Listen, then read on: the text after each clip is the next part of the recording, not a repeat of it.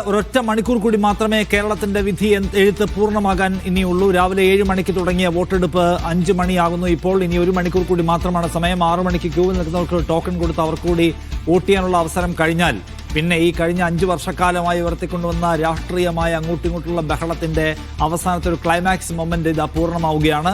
1 മണിക്കൂർ കൂടി കഴിഞ്ഞാൽ പോളിംഗ് അവസാനിക്കുകയാണ്. ഇപ്പോൾ 62.71% ആളുകൾ ഇതുവരെ പുറത്തു വന്ന കണക്ക് പ്രകാരം കേരളത്തിൽ വോട്ട് ചെയ്തിട്ടുണ്ട്. അവസാനത്തെ കണക്ക് പുറത്തു വരുമ്പോൾ അത് എവിടേക്ക് എത്തും എന്നാണ് നാം എല്ലാവരും ഉറ്റുനോക്കുന്നത്. കഴിഞ്ഞ തവണ 78 ആണ് ഉണ്ടായിരുന്ന പോളിംഗ് പെർസെൻറ്റേജ്. നമുക്കറിയാം 76% ആളുകളാണ് കഴിഞ്ഞ തവണ വോട്ട് ചെയ്തത് 2021. ഇത്തവണ ആ 76% മറികടക്കുമോ എന്ന് ഉറ്റുനോക്കുന്നു. അവസാന സമയം സ്വാഭാവികമായിട്ടും കുറേ ആൾക്കാർ വേഗത്തിൽ വോട്ട് ചെയ്യാൻ വരും. വലിയ ക്യൂ രൂപപ്പെടും. ഈ ജോലി കഴിഞ്ഞ് വരുന്ന ആൾക്കാരുണ്ടാവും. പിന്നെ ചൂട് കാരണം ഒന്ന് മാറിയുന്ന ആൾക്കാരുണ്ടാവും.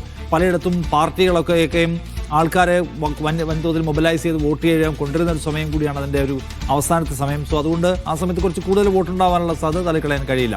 നമ്മുടെ കൂടെ ഇപ്പോൾ ഉള്ളത് ജോസി ബാബു ആണ്, കോട്ടയത്ത്. ജോസി, കോട്ടയത്ത് എവിടെയാണ്? എന്താണ് കോട്ടയത്തെ ഒരു ടോട്ടൽ സീൻ എന്താണ്?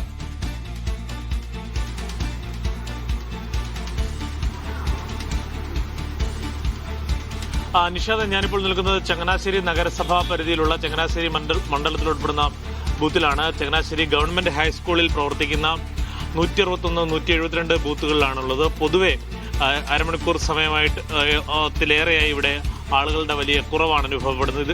ഇതുവരെ 70% പോളിംഗ് ഇവിടെ രേഖപ്പെടുത്തിയിട്ടുണ്ട് എന്ന് പോളിംഗ് ഉദ്യോഗസ്ഥർ പറയുന്നുണ്ട്. ഏതാനും പേർ, വിരലിലെണ്ണാവുന്ന ആളുകൾ മാത്രം ഇപ്പോൾ വന്ന് വോട്ട് ചെയ്ത് മടങ്ങുന്ന കാഴ്ചയാണ് നമുക്കിവിടെ കാണാൻ കഴിയുന്നത്. ജില്ലയിലാകെ 61.46% 3 മണി വരെയുള്ള ഔദ്യോഗിക തെരഞ്ഞെടുപ്പ് കമ്മീഷന്റെ കണക്ക് പ്രകാരമുള്ള പോളിംഗ് ശതമാനം. ഏറ്റുമാനൂരിൽ 62% പിന്നിട്ടിട്ടുണ്ട്. കടുത്തുരുത്തി 57, കാഞ്ഞിരപ്പള്ളി 61, കോട്ടയം 62, പാല 61, പൂഞ്ഞാർ 61, പുതുപ്പള്ളി 60%. വൈക്കം മണ്ഡലത്തിലാണ് ഏറ്റവും കൂടുതൽ പോളിംഗ് രേഖപ്പെടുത്തിയിരിക്കുന്നത്. 64% പോളിംഗ് രേഖപ്പെടുത്തിയിട്ടുണ്ട്. അതായത് പൊതുവെ ഞാനിപ്പോൾ നിൽക്കുന്ന ഈ പ്രദേശത്തടക്കം ആളുകളുടെ വളരെ കുറവ് തിരക്കാണ് അനുഭവപ്പെടുന്നത് ഈ ഘട്ടത്തിൽ. പക്ഷേ ചില മേഖലകളിൽ, മലയോര മേഖലയിലടക്കം വൈക്കത്ത് ചില പോളിംഗ് സ്റ്റേഷനുകളിലടക്കം വലിയ തിരക്ക് അനുഭവപ്പെടുന്നുണ്ട്. പ്രധാനപ്പെട്ട വ്യക്തികളൊക്കെയും രാവിലെ തന്നെ വോട്ട് രേഖപ്പെടുത്തി. NSS ജനറൽ സെക്രട്ടറി, അതോടൊപ്പം കാതോലിക്ക ബാവ, ചാണ്ടിയുമ്മൻ MLA, മന്ത്രി VN വാസവൻ, ജോസ് കെ മാണി എന്നിവരടക്കമുള്ള പ്രമുഖർ ഇവിടെ ഈ കോട്ടയം ജില്ലയിലെ വിവിധ പോളിംഗ് സ്റ്റേഷനുകളിലാണ് വോട്ട് ചെയ്തത്. അവരുടെ എല്ലാവരും തികഞ്ഞ ആത്മവിശ്വാസമാണ് സ്ഥാനാർത്ഥികളൊക്കെയും പ്രകടിപ്പിച്ചത്. മാർ കൂർലോസ് മെത്രോപൊലിത്ത സർക്കാരിനെതിരെ വലിയ വിമർശനം ഉന്നയിച്ച കൂർലോസ് മെത്രോപൊലിത്ത നാലുനാക്കലാണ് വോട്ട് രേഖപ്പെടുത്തിയത്. ഇതിനിടെ ചില അനിഷ്ട സംഭവങ്ങൾ ചിലയിടത്ത് റിപ്പോർട്ട് ചെയ്തിട്ടുണ്ടായിരുന്നു. പ്രത്യേകിച്ച് ചില കള്ള വോട്ട് ആരോപണം പാലായിൽ നിന്ന് ഉയർന്നു. അതോടൊപ്പം വൈക്കത്ത് കെ അജിത്ത്, NDA സ്ഥാനാർത്ഥി കെ അജിത്തുമായി CPM പ്രവർത്തകർ അവിടെ ഒരു ചെറിയ വാക്കേറ്റവും അത് പിന്നീട് ഒരു ചെറിയ കയ്യാങ്കളിയിലേക്കും എത്തിയ സാഹചര്യം ഉണ്ടായിരുന്നു.